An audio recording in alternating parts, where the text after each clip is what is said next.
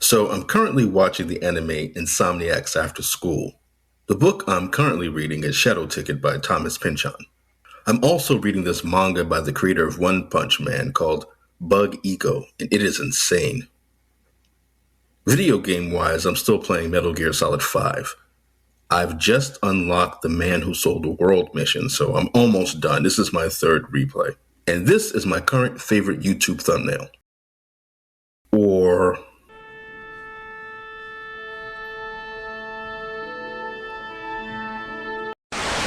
Oh shit, here we go again. Roll that beautiful bean footage.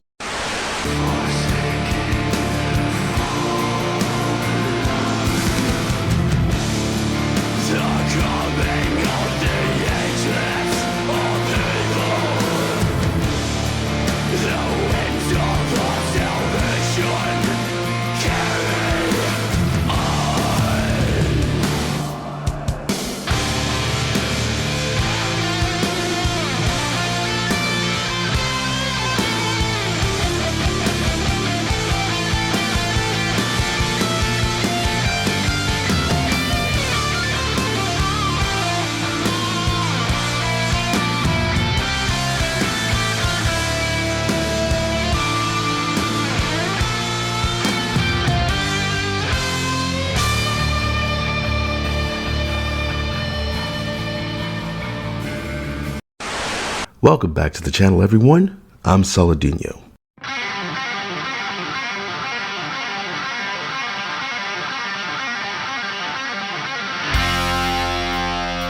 Dragon Age has always been gay as hell. It's me, Spider-Man! No, it hasn't. They always do this. These assholes always take something that they've been included in and try to take it over. They get entitled. Like I always say, the best argument against diversity and inclusion in popular genre fiction are the people who push for it. Everyone knows that it's never enough for these assholes. Give them an inch and they'll demand the whole franchise. The Veil Guard is getting hate for its same-sex relationships and trans storylines. But this is the natural evolution of a series that's always been queer. Having gay and trans characters in a game or story doesn't make the game or story queer any more than having black characters in a story makes it about the African American experience, or female characters make it a chick flick or rom-com. It is not getting hate for its same-sex relationships and trans storylines. It's getting hate for how it was done. For one thing, looking into a mirror as the main character and deciding all of a sudden you're trans in a dark fantasy game is insane. Insanity! It took a while for me to figure out why the face staring back from the mirror felt wrong. But once I was able to be honest with myself, it was a relief to figure out I was trans. And it's worth it to look in the mirror today and see the woman I am staring back. And turning around to lay on your stomach. If you want, you can use your hands as a cushion for your forehead. And wiggling your... And Tosh is not trans, she's non-binary. This is something that I've talked about before, how the activists who are gender abolitionists conflate trans with non-binary. It's like stolen valor. The whole pronoun thing isn't about trans people, it's about non-binary. And these clowns use the word non-binary and trans in a dark fantasy game.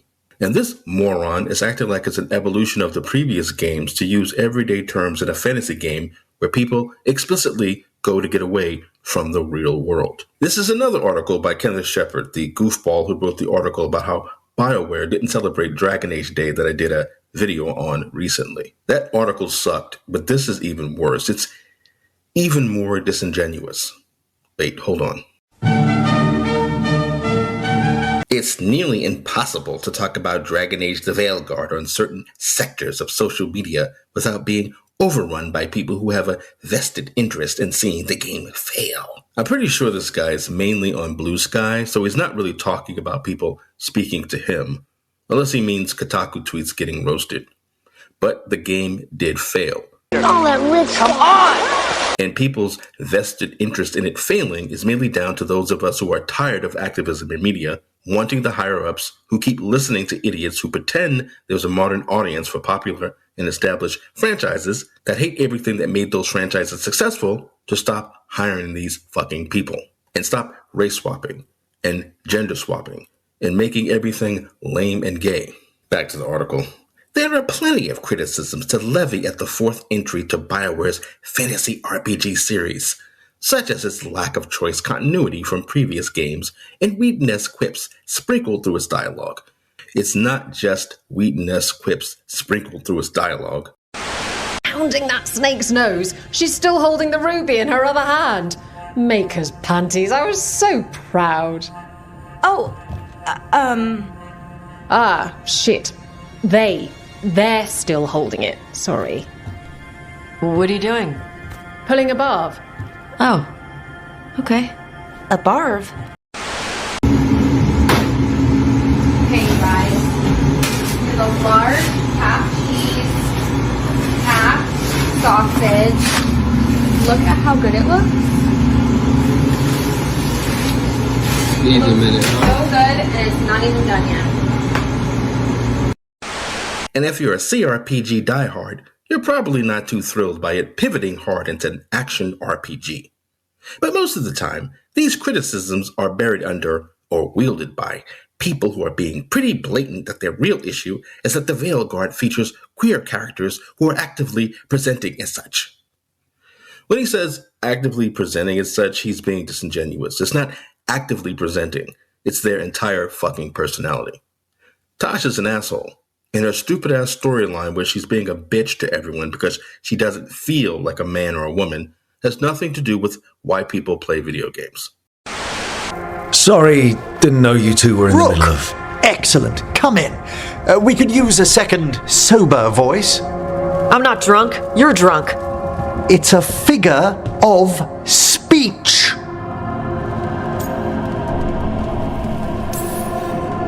I was wondering when this had happened.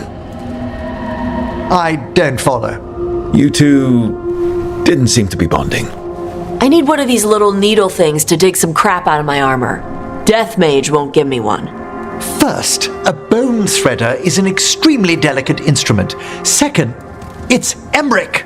Tash, my name is Emmerich, not Death Mage, not Corpse Guy, not... I won't repeat the rest. What? You are a death mage.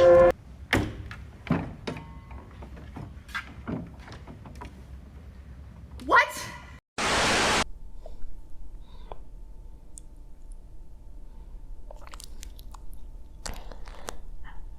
Yeah, I'm a bit confused on that. I know you're like such a great teacher, but I just don't really get it. You said it was the end. The game doesn't even allow you to tell her to fuck off. You can't chastise her or reprimand her or disagree with her. And he's also ignoring how the trans surgery scar option in the character creator sticks out like a sore thumb. It has nothing to do with characters in the world of the Dragon Age. It's literally because the devs are virtue signaling idiots. They put trans scars in the game, but not big boobs or a big ass on a woman. If it was really about inclusion, you would have had more options. Not just, well, we put vitiligo and trans scars in a fantasy game, but we don't approve of unrealistic body types in a fantasy game. Back to the article, he goes, to which I have to ask, have you played a Dragon Age game? If you think this is a sudden pivot, I'm doubtful we played the same games. Sure. Sure, Jan. Here's the ginger.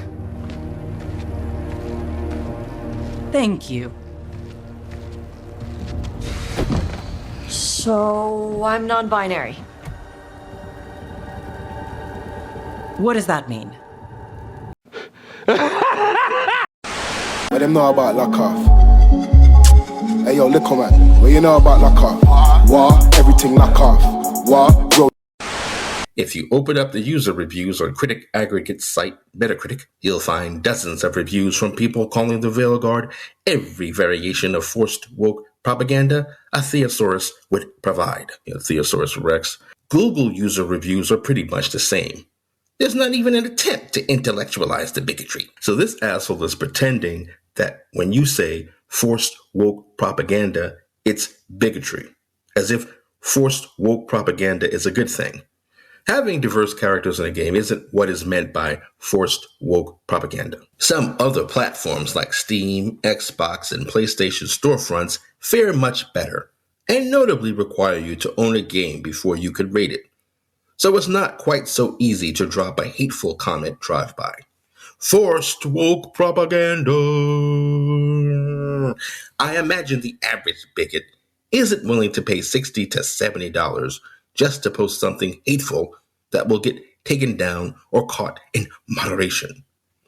But some of the most readily available user review platforms on the internet are being bombarded with reviews from people who don't even mention any other problems they might have with a game. That's like saying, all these people complaining about the shit in their meals aren't even mentioning what other problems they might have with the restaurant. There's shit in their meals.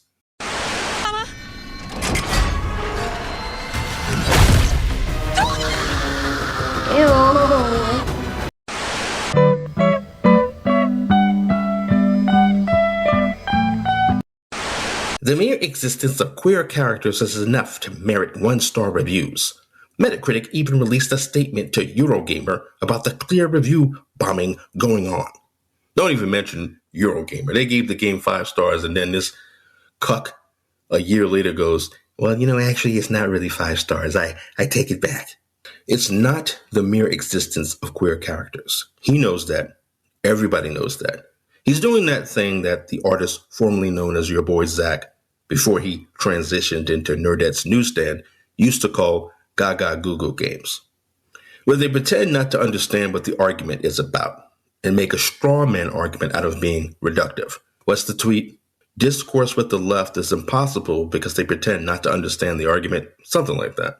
That's what this guy is doing with this article. And funny enough, this next paragraph shows how bad faith he is. I won't entertain the notion that queer characters existing in a game is a negative as a good faith critique. Not the critique, shithead. Look at this nigga. He romanced a black elf. This BBC loving motherfucker. Oh man, they were fags. Real, you know what I mean? Anyways, let's get into it.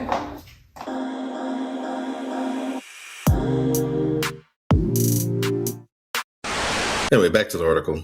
Even the attempts to intellectualize such criticism via claims that it's ahistorical to include modern-day terminology like non-binary in a fantasy setting falls apart. Dragon Age is an entirely fictional universe with flying lizards and people with horns. Oh, really? How'd that work out? So, I'm non-binary. So, and down your legs, spreading throughout your entire body. Nobody claims it's ahistorical to use the term non-binary, you fucking clown. We claimed it doesn't fit a fantasy setting. It's no accident that Tosh is the most memed-on aspect of the game. Ew. Alright, back to the article. Is there perhaps a discussion to be had about how the story of Tosh, the non-binary Qunari party member who is figuring out their identity, was handled? Sure. But I think it's probably queer people that are trying to have that conversation, rather than the ones who are calling it woke, and dogpiling on queer people who so much as mention the Veil Guard on social media. One of the main reasons why the game is woke is because of how Tosh's story is handled. And to pretend that only queer people are trying to have that conversation is bullshit. It's the anti-woke people who have been having it. But you pretend that when we say it, it's bad faith. If the argument is valid, why is it only valid if gay people say it? And again, most gay people and trans people were defending the game, not critiquing it. The entirety of the woke era is about people like Kenneth Shepard pretending that it's a good thing to force agenda into a game at the expense of the game's success. Back to the article here. But what I do want to address is the revisionist history that Dragon Age wasn't always writing stories that not only included queer characters, but actively engaged with their storylines in a way that built out the world of Thedas. That isn't what is happening. The first game, Dragon Age Origins, included 2 same-sex romance options in Delana and Zevron, with both acting as conduits through which we learned about the intersections of sex, religion, and gender as early as 2009. Having gay romance options in a game is not woke. Now, what is woke is if you limit the romance options for straight players like the Veilguard did. Unless it's obvious on the nose bullshit like trans scars and vitiligo, woke isn't the inclusion. Woke is the exclusion of options that you're politically and ideologically opposed to. Dragon Age is one of the most prolific examples of the player sexual romance that makes all its romance options bisexual. I'm surprised he didn't say pansexual. Dragon Age Inquisition has an entire questline about a gay man nearly being subjected to a magical form of conversion therapy, while also including the series' first exclusively gay companions and a prominent trans side character. It's me, Spider-Man! Who gives a shit? Each of these games has progressively included queer characters and, perhaps even more notably, queer struggle within its world. Having a trans party member and the ability to confirm your protagonist is trans is the natural progression of a series that has only gotten more queer as the real world has. This is such an absurd paragraph, especially this last sentence. Having a trans party member and the ability to confirm your protagonist is trans is the natural progression of a series that has only gotten more queer as the real world has. I don't want to picture it, but I wouldn't be surprised if this guy was wearing a diaper when he wrote that line. Ew.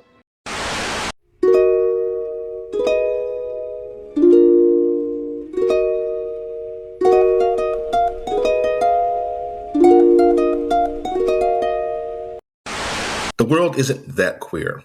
If it were, this game wouldn't have destroyed the franchise, and possibly Bioware. Like I always say, if it weren't for straight people, queer people wouldn't even be here. If the previous games succeeded and they were supposedly so gay, so queer, why did this one fail?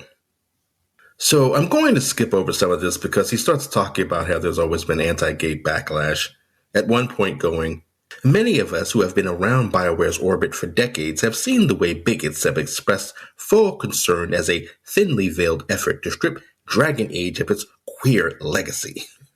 I'm telling you, this guy was wearing a pamper when he wrote this. Dragon Age doesn't have a queer legacy. And in the article, he shows a couple of tweets of people who were out and out against the gay characters and romance options outright. There wasn't any full concern because they were saying we don't want this gay shit in games. But he's equating anti-woke with anti-gay. So what's different now, 10 years later? The answer is not Dragon Age. Please. In a way, it's not angry bigots online either. It's the way the internet has allowed entire businesses to thrive on faux outrage by painting a video game as a boogeyman worth mobilizing against. Oh my God! Bruh! Nigga! God damn it! You can't make this shit up!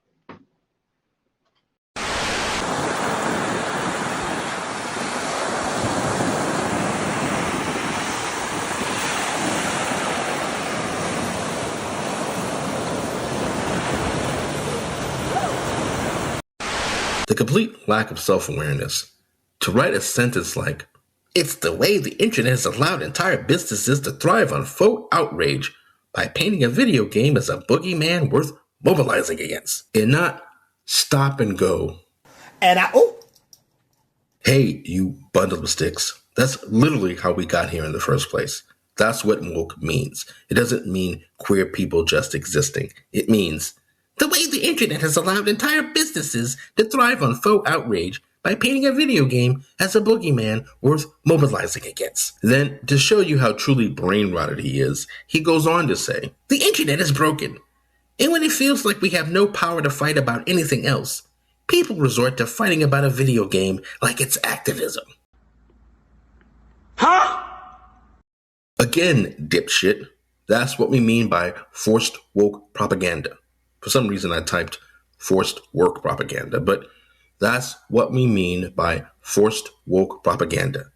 Taking hobbies, particularly straight male hobbies, and fighting about them like it's activism. And scene. Oh my God!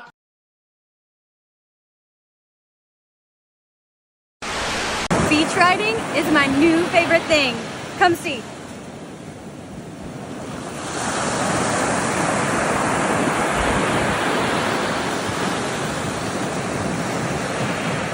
Hey, she cooking, y'all.